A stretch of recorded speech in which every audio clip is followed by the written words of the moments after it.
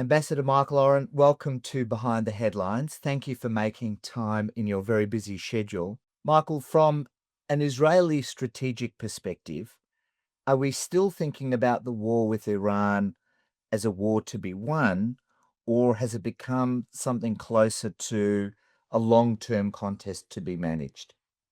And I think the answer to both questions is yes, Adam.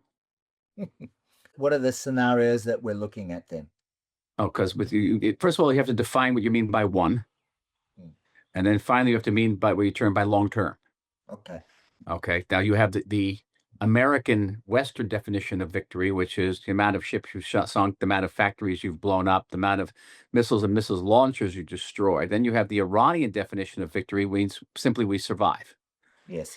That at the end of all these bombings and all the naval blockade, some Ayatollah emerges from a tunnel and flashes a V like this, and that means they won. They're very similar to Hamas and Gaza, and they don't care really how much is destroyed, how many people are killed. They don't care as long as I can flash that V. That's their definition of winning.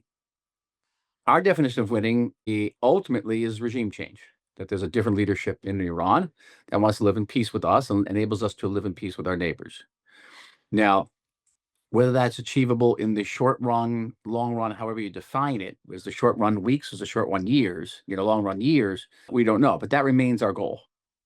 And, if this Iranian regime gives up its nuclear program, gives up its ballistic program, gives up supporting for terrorists around the region, right, gives up its stockpile of highly enriched uranium, that's fine too. That's not the same regime anymore. They may go by the same name, but it's not the same regime anymore.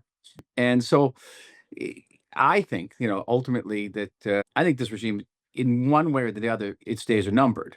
I would hope now that we have moved from an intense military phase of the war to an economic phase. Several weeks ago, I wrote an article for Fox News Online where I talk about that the model for this war should not be in Iraq and Afghanistan, but should be the Cold War, and that you maintain that economic pressure on Iran, you strangle them. The naval blockade of the Strait of Hormuz is estimated to cost them between $300 and $500 million a day. Keep it up. They won't be able to pay salaries to the IRGC. They won't be able to pay salaries to the Besiege, much less subvent Hamas and Hezbollah.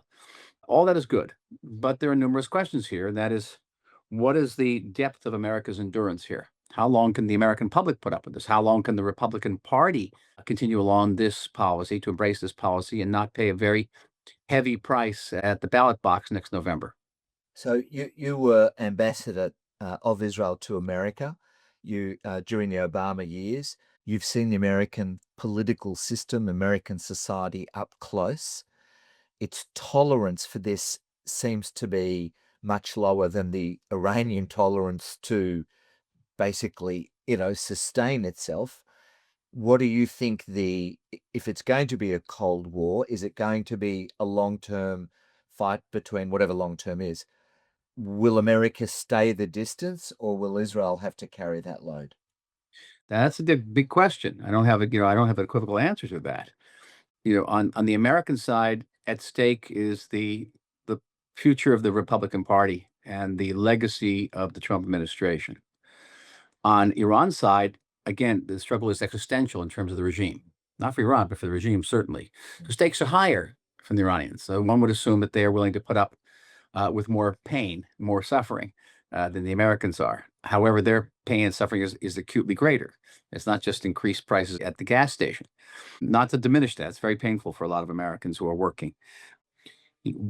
Who's going to, outlast who here is anybody's guess. Really is anybody's guess.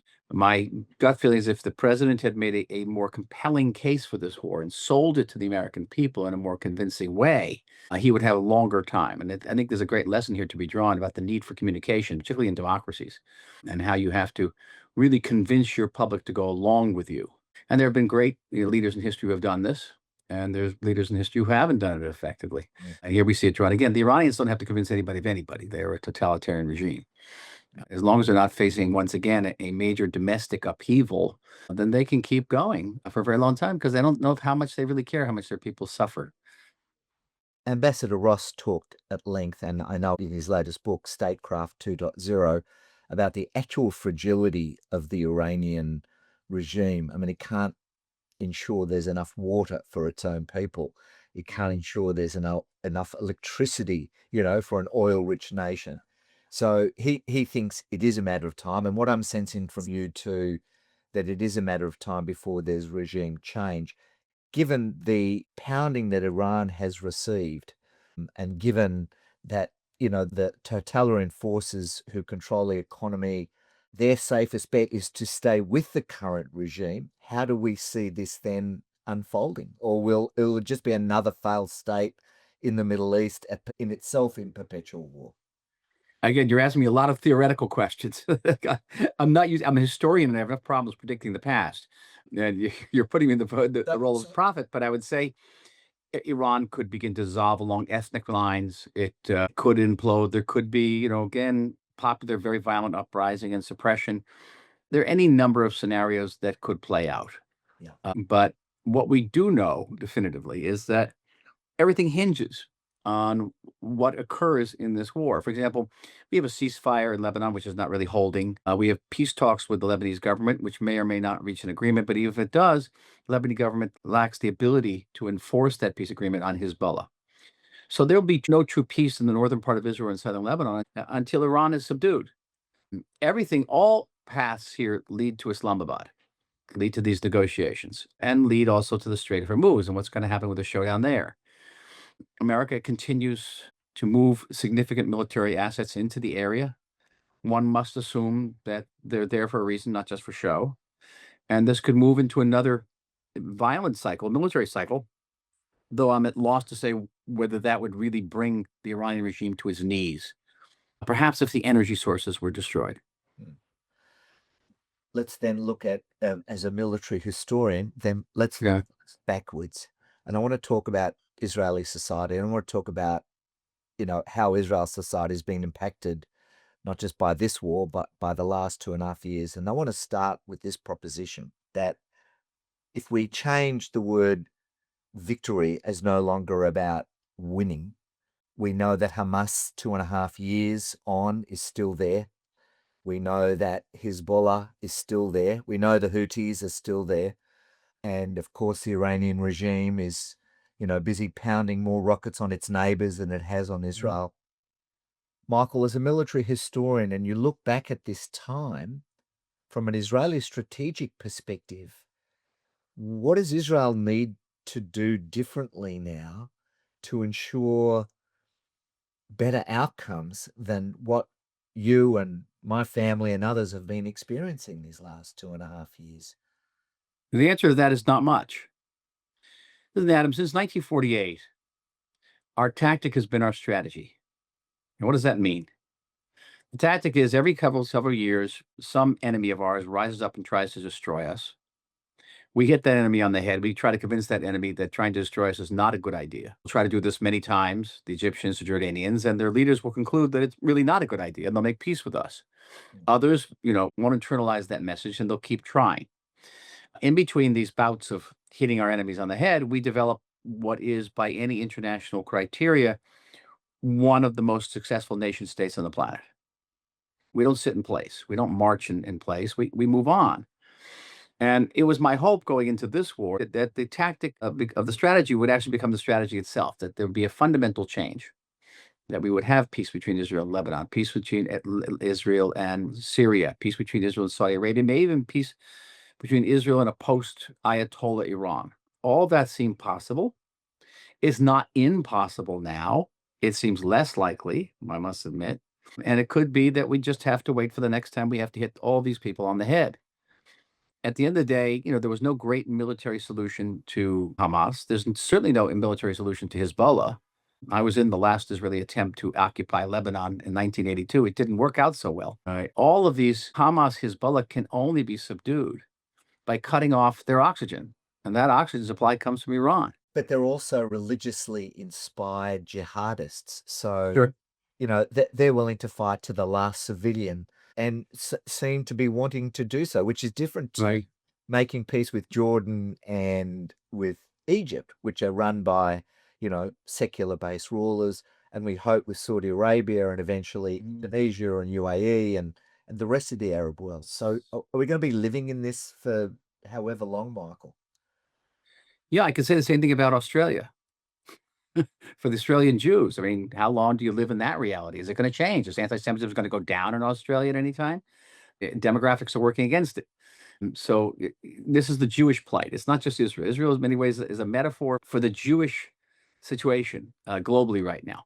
And what we have, which diaspora Jews do not have, was we have the IDF. We have an army. We have the ability to defend ourselves. Yes. However imperfect it might be and however controversial it might be, but we have that. And we will have to continue to use it.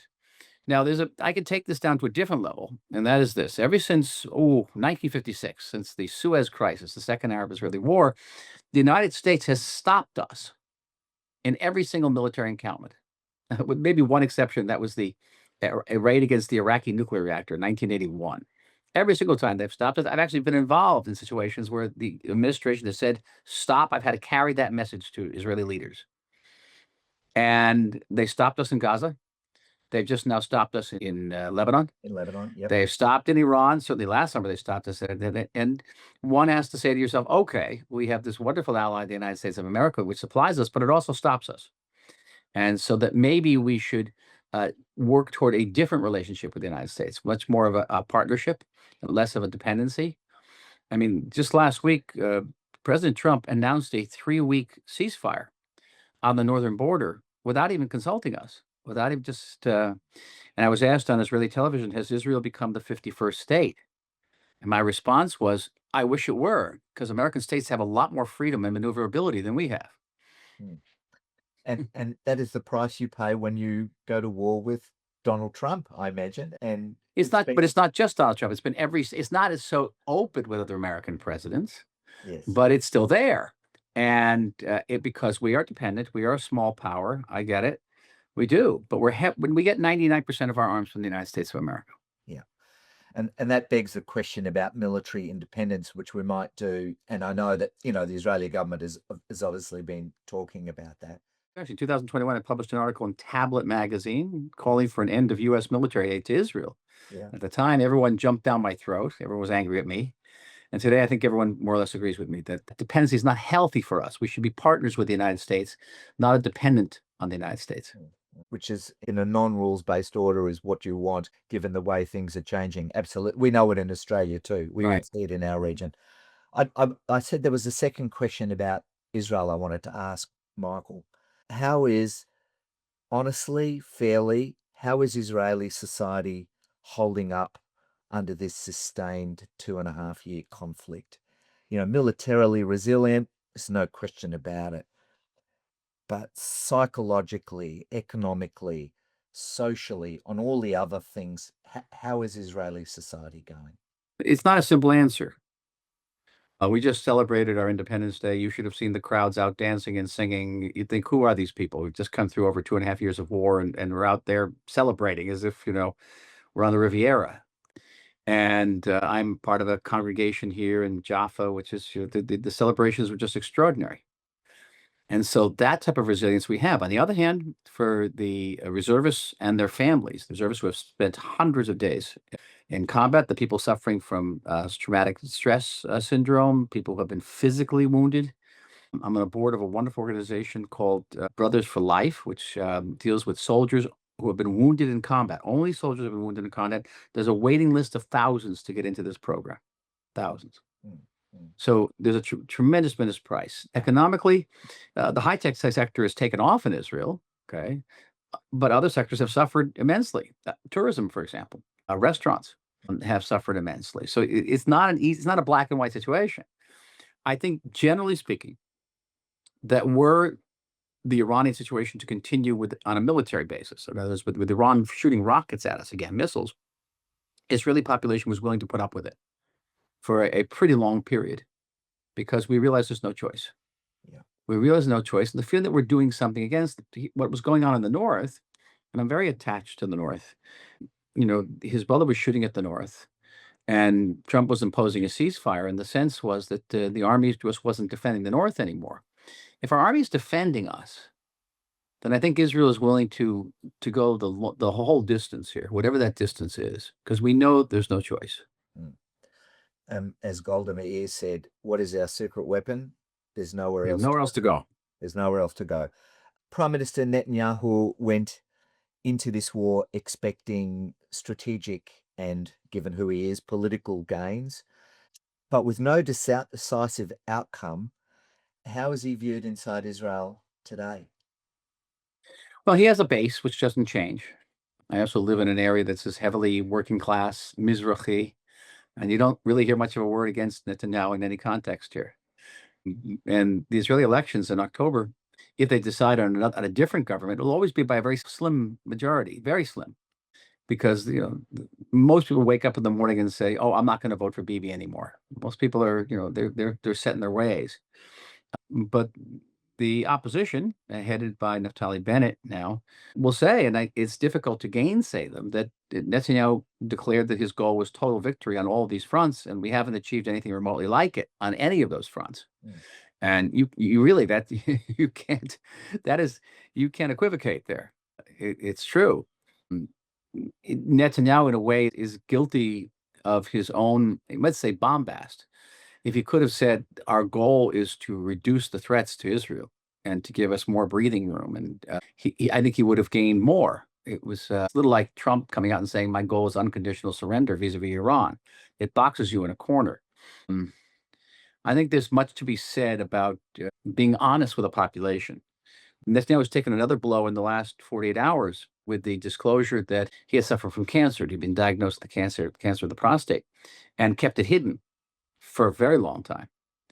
And if he had just come out and said, listen, I got cancer, it's not a serious cancer, I'll be fine, he would have avoided this whole thing. Now the impression is created that he's not telling the people the truth, and that's going to cost him politically. It doesn't have to cost him much. All it has to do is cost him one seat, okay, which is like 32,000 votes, and it can change everything. I'm surprised that it took the Israeli population so long to know that he doesn't tell the truth.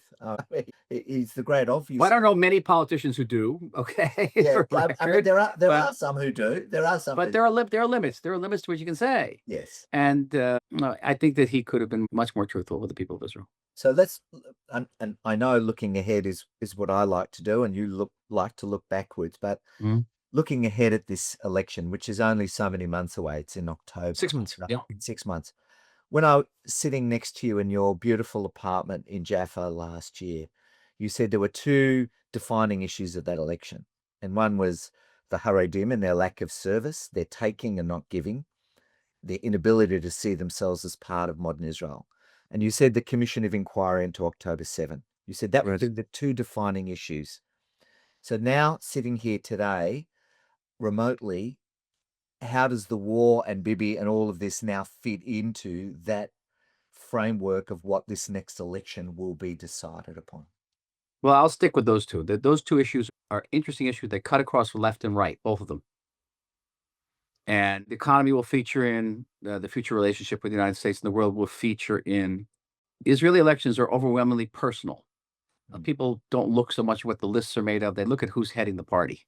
Yes. And who can lead the country through these very, very difficult times. Bennett is going up in the polls. He's looking good. Today, he just announced a unification with Yair Lapid.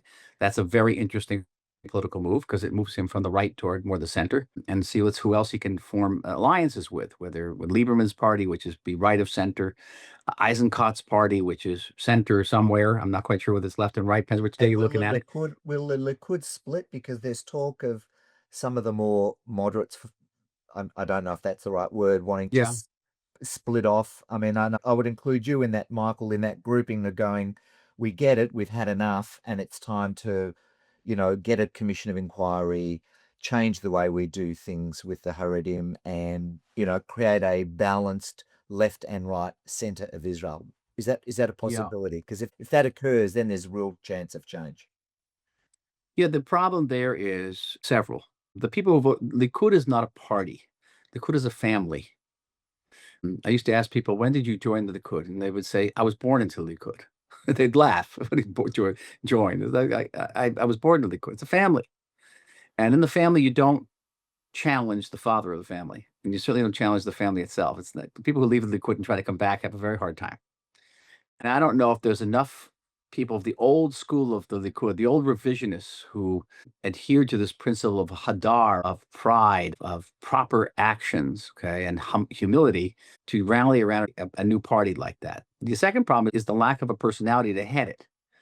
So there are a number of people who would maybe be in this party. They haven't all signed on to it. A wonderful person, Daniel Edelstein, who I've known for many, many years and deeply respect. But is he perceived as a national leader by the people of Israel? Moshe Kahlon, the former head of my party, the Kulana Party, is not perceived as a national leader here. It's just not. Maybe a treasury minister. So you're going to vote for a party that has no leader. So I'm skeptical about that. Listen, the big battle, I think, is going to be between this Bennett party and Likud under Bibi. And there are many wild cards here. We don't know how this war is going to turn out. We don't know how Netanyahu's health situation is going to impact things. We don't know. 6 months is an eternity in politics. An eternity in politics. War, and in war as well. It's a long Yeah. time. And so we do not know. What we do know, what I know personally, is that Israel has just a vast amount of work ahead of it. I will be, I'm always, if I'm called to the flag, I'm always going to be there, but I will be working to restore Israel's foreign relations to the best we can. Yeah. The best we can. I mean, you would tell me, what is our ability to restore relationship with the Albanese government? It's not great. Yes. It would be marginal. Difficult. It's going to be very difficult, as it is with the Europeans. So where are you going to do it, with Ireland or Spain or France or these countries, or with the Democratic Party in the United States of America? Yeah. We certainly have to try. We're coming into a world where the opposition to Israel is increasingly not what we do, but who we are. And we're not going to change who we are. We will remain the democratic Jewish state of Israel, with all the complexities involved in that. We're not going to create a Palestinian state in Judea and Samaria, the West Bank, to make the world like us. And I'm not even sure if we did that, much of the world would like us. I don't think it would change very much. So we have to be realistic, but we have to be also very proactive and do our best, because that is our duty as Israelis and as Jews. And I know we're out of time. So on that note, Michael, that victory here is about ensuring that we come out of this with peaceful relations with our neighbors. I heard that clearly. Yeah. And that the forces of extremism, are diluted, I think is a better description than what Bibi may have told us, that Israel's society has a chance to heal. And Israel's got to do what it has to do in a very difficult region, in a very difficult part of the world. So thank you very much for coming on, and we wish you and everyone well and success in the endeavors ahead and in all your work. Thank you for joining us on. Thank you, Adam. And just keep in mind, we, the Jewish people, we are the victors of history. End of the day, we're still standing, and we'll continue to stand. And the long arc of history bends that way. Thank you, Michael. We are the victors. Don't forget that.